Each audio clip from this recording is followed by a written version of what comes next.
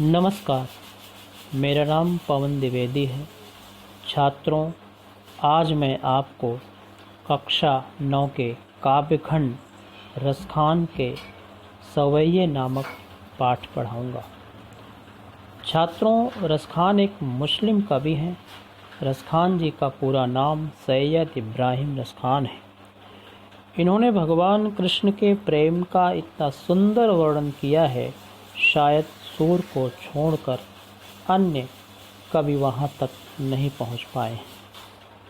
आइए पहली पंक्ति के बारे में जानते हैं। इस पंक्ति में कवि हर जन्म में अपने इष्ट देव श्री कृष्ण का सानिध्य पाना चाहता है। पंक्ति है, मानुष हूँ तो वही रस खानी, बसो ब्रज गोकुल गाँवों के ग्वारन।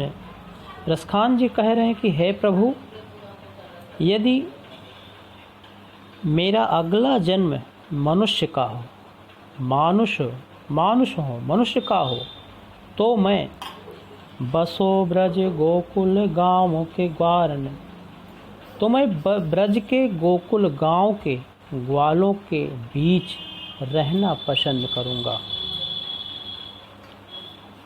मैं भी ग्वालों के रूप में अपना जन्म चाहता हूं, ताकि मैं उनके बीच रह सकूं। और जो पशु हों तो कहाँ बस मेरो, चरो नित नंद की धेनु मझारन। काश यदि आप मनुष्य न बनाएं, पशु योनि में भेजें, तो मेरा निवास नंद बाबा के कई लाख गायें हैं, उसी में से एक गाय मुझको बना दीजिएगा। उन्हीं के बीच में मुझे चरने का सौभाग्य प्राप्त हो। अगर पाहन हो तो वही गिरि को, जो कियो हरि छत्र पुरंदर धारण। अगर आप अगला जन्म पत्थर का हो, अगर आप अगला जन्म पत्थर का हो, तो वही गिरि का पत्थर बनना चाहता हूँ, जो श्री कृष्ण ने इंद्र भगवान को मात देने के लिए श्री कृष्ण छत्री के रूप में धारण किया था।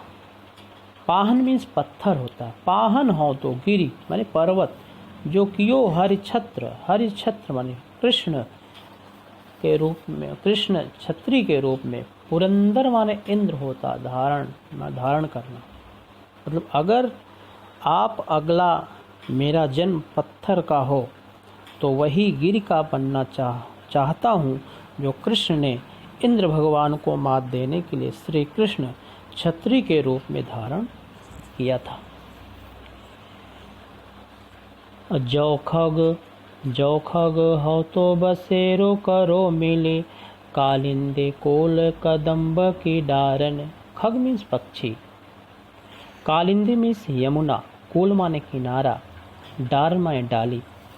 यदि मेरा अगला जन्म पक्षी का हो, तो मैं इतना ही चाहता हूँ, मुझे यमुना नदी के किनारे कदम की डालियों पर बसेरा मिले, मतलब हम वहीं रहना चाहता हूँ। द्वितीय सवये में रसखान जी कहना चाहते हैं कि श्री कृष्ण उनके लिए कितना महत्व रखते हैं। या लकुटियरु कामरिया पर, राजते हो पुर को तज डारो। आठों सिद्धि नौ निधि के सुख, नंद की गाय चराई विसारो। या माने जो, लकुटी माने लकड़ी, और माने और कामरिया में कम्बल, सिंहपुर तीनों काल को, तज माने त्यागना, डारो माने डालो। यदि मुझे लकड़ी और कम्बल मिल जाए, तो जो श्री कृष्ण जी द्वारा धारण किया है, तो मैं तीनों लोकों के राज को त्याग दूंगा। और आठों सिद्धि नौ निधि के सुख, नंद की गाय चराई विसारो। यदि मुझे नंद की गायें चराने का सौभाग्य मिल जाए, तो मैं 8 सिद्धियां और नौ निधियों के सुख को भूल जाऊंगा। रस खान कबों इन अखियन सो, ब्रज के बन बाग तड़ाग निहारो। कोटिक कोटिक एकल धौत के धाम, करील के कुंजन ऊपर वारो। रसखान जी कहते हैं कि कभी इन आँखों को ब्रज के वन बाग तालाब को देखने को मिल जाए तो मैं करोड़ों महलों के धाम, कोटिक माने करोड़ों, कलधौत माने महलों के धाम, करील माने कांटेदार, कुंजन माने झाड़ियां, ऊपर वारो न्योछावर करूंगा। रसखान जी कहते हैं कभी इन आँखों को ब्रज के वन बाग तालाब को देखने को मिल जाए तो मैं करोड़ों महलों के धाम, कांटेदार झाड़ियों पर न्योछावर करूंगा।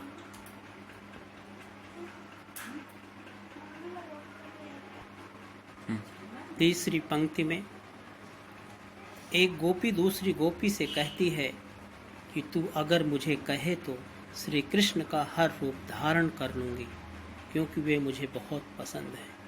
पंक्ति है, मोर पखा सिर ऊपर राखी हों, गुंज की माल गरे पहिरोंगी।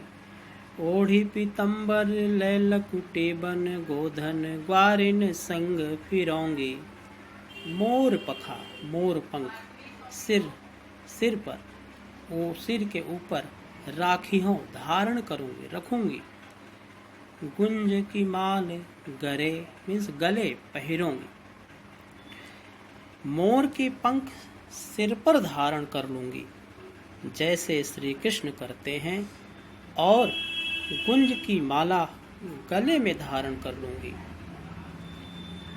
ओढ़ी पीतम्बर लैलकुटी, और पीले वस्त्र पीताम्बर ओढ़कर, लकुटी लेकर वन गोधन ग्वारिन संग फिरोंगे। लकुटी लेकर वन में गायों को लेकर ग्वालों के साथ चराने के लिए लेकर चली जाऊंगी। भाव तो ओही मेरो रस खान सो, तेरे कहे सब स्वांग करूंगी। या मुरली मुरलीधर की अधरा, न धरी अधरा न धरोगी। भाव तो मुझे अच्छे लगते हैं, भाव तो वो मुझे अच्छे लगते हैं। मेरो रस खान सो, तेरे कहे सब स्वांग करूंगी। श्री कृष्ण मुझे इतने अच्छे लगते हैं, सो तेरे कहने पर वैसा सब स्वांग मीन्स वेशभूषा बना लूंगी, वैसा ही वेशभूषा धारण कर लूंगी। लेकिन जो मुरलीधर अर्थात श्री कृष्ण ने अपने होठों पर धारण की है, उसे मैं अपने होठों पर धारण नहीं करूंगी।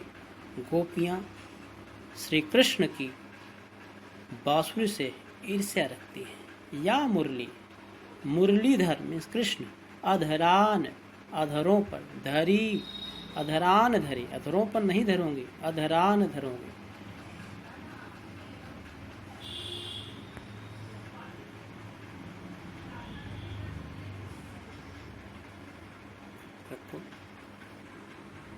अगली और अंतिम पंक्ति में भी रसखान जी गोपियों के बारे में चर्चा कर रहे हैं।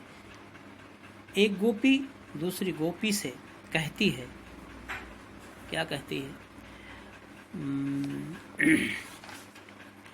काननी दे अंगूरी रही बो, जब ही मुरली धुनि मंद बजे हैं।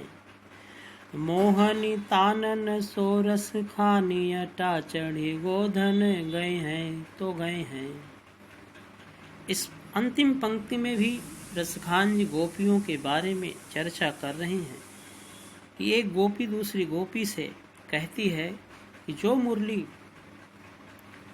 वो बजाते हैं, श्री कृष्ण बजाते हैं, जो मुरली की धुन बजती है वह बहुत आकर्षित करने वाली होती है। जब श्री कृष्ण अपनी मुरली बजाएंगे तो मैं अपने कानों में उंगली रख लूंगी। मोहन तानन सोरस खान, जब वह मंद मुरली की ध्वनि को बजाएंगे तब मैं अपने कानों में उंगली रख लूंगी। तेरी कहो सिंगरे ब्रज लोगन काने, काल्हे को कितनो समझई है, मायरी वा मुख की मुस्कान संहारी न जई है न जई है। फिर चाहे वो मोहिनी तान में छप्पर पर चढ़कर गोधन राग गाते हैं तो गाते रहें, मैं तो अपने कानों में उंगली रख लूंगी। एक बार फिर से देखिए। काननी दय अंगूरी रही वो, जब ही मुरली धुनि मंद बजही। जब भगवान श्री कृष्ण अपनी मुरली को मंद ध्वन में बजाएंगे तो अपने कानों में उंगली रख लूंगी। मोहनी तानन सोरस खानी, मोहनी तान, मोहिनी तान माने धुन, तान, सोरस खानी अटा चढ़ी गोधन, गए हैं सो गए हैं। तो वह बहुत आकर्षित करने वाली है। अपने कानों में अंगुली रख लूंगी, जब वह मंद मुरली की ध्वनि को बजाएंगे तब मैं अपने कानों में उंगली रख लूंगी। फिर चाहे वो मोहिनी तान में छप्पर पर चढ़कर गोधन राग गाते हैं तो गाते रहें, मैं अपने कानों में उंगली रख लूंगी। और तेरी कहो सिंगरे ब्रज लोगिन, काल्हे कोई कितनो समझई है। तेरी कहो, सभी ब्रज लोगों को मैं पुकार पुकार कह रही हूँ। तेर मानी पुकारना, कहो सिंगरे माने सभी, ब्रज लोगिन ब्रज के लोगों को मैं पुकार पुकार कर कह रही हूँ कि काल ही कल को कोई कितनो समझई, कोई कितना भी समझाएगा। माई रे माओ, माई रे वा मुख की मुस्कान संहारी न जई है न जई है न जई है। मेरे मुख की मुस्कान संभाली नहीं जाएगी। रसखान जी का कहना है कि उनके मुख की मुस्कान अधिक आकर्षित अपेक्षाकृत उनकी मुरली के धुन के। That's all.